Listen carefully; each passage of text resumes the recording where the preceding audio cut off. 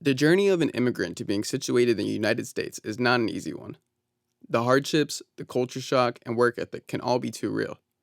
In this documentary, the focus is to depict this remarkable voyage by use of audio and visual cues to give the subject a more colorful memory.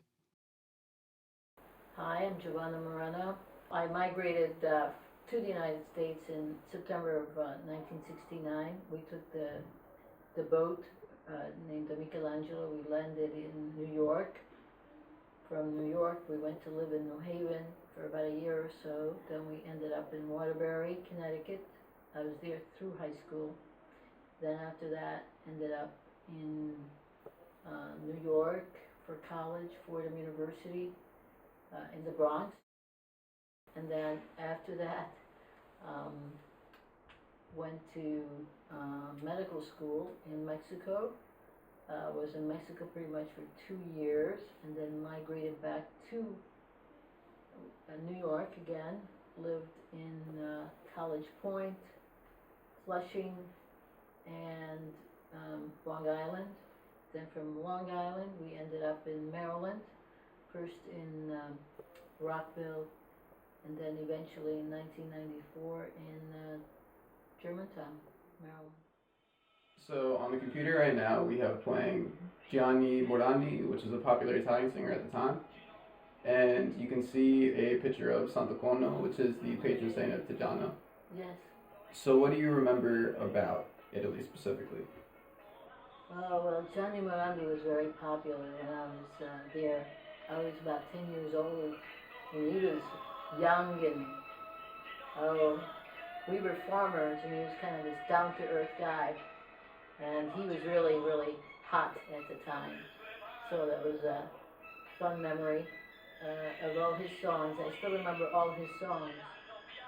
And as far as Sant'Acono is concerned, I remember the feast of Sant'Acono when everything used to be lighted up and people get dressed up, and we usually have a guest singer to come over, and there's a big fireworks, and that's what I remember most about Reggiano, other than it's a great place to grow up. So being accepted into college to Fordham in New York after experiencing normal just home living in the United States, I guess what did that newly found independence bring to you? And so hopefully listening to some Bruce Springsteen will help you answer that question. Yes, well, it was, I was, I was a sort of overprotected, sheltered child, more or less. And New York was a huge, huge place, especially living in the Bronx, which was quite an active and I guess almost dangerous place, really. So it was almost overwhelming, the freedom. I guess at first it was kind of lonesome, but the college at the time, it was legal to drink at 18. We had a place on campus called the Ram Scout there, because the Rams were the team of Fordham, and we had what's called mixers, which music got played and beer was served, and there was lots and lots of dancing. And I remember one of the first concerts I ever attended, ever, was Southside Johnny. That reminds me of Bruce. Not as good as Bruce, of course. So after Fordham graduating pre-med, correct? You went to Mexico to the Universidad del Noreste, which is a photo of right now on the computer. What can you tell us about your time over there? Oh my goodness, that was another great adventure.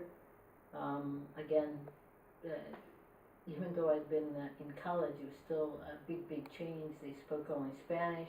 I went there with one of my college roommates, Becky. We had to find a place to live. We went there with nothing really. We had a place to live, and I knocked on another student's door. Little did I know that he would go on to become my husband, and so we shared a house with him. Uh, Being there was chaotic.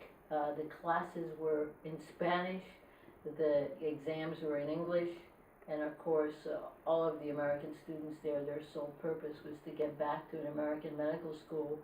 So it was quite competitive and a time of great insecurity. Finally being finished getting your career ready to start, you come to Maryland.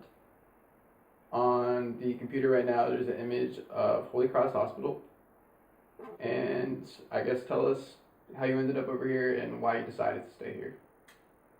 Well, after my residency in psychiatry, 4 years, was finished in New York, my husband was from this area, Maryland, and of course we have visited many times. It's a pretty area. It's not as chaotic as New York and not as cold as Connecticut. And so we both decided to try to get into this area. And so I applied for a fellowship at Georgetown University Hospital in geriatric psychiatry, just to try to get an entry point into this area because it's crowded with physicians and it's competitive. And ended up getting accepted, and I did my fellowship at Georgetown, and lo and behold, I guess fell in love with the geriatric psychiatry, got a job, and we moved into a rental house that was actually in the family and in Rockville, and got my first job with with a man that turns out to be my partner now for my professional partner still, and ended up getting pregnant, which is how Holy Cross Hospital comes into my life. My first year of actual working, making real money, I got pregnant with my son Nick, and worked almost till the last month, and ended up, of course, giving birth at Holy Cross Hospital. Coming from a little town in Italy, a small little town, less than 10,000 people, I never imagined that my life would become as complex as it has been. All the places I've lived and moved to, my profession, my personal life, never thought it would quite take all the turns it would.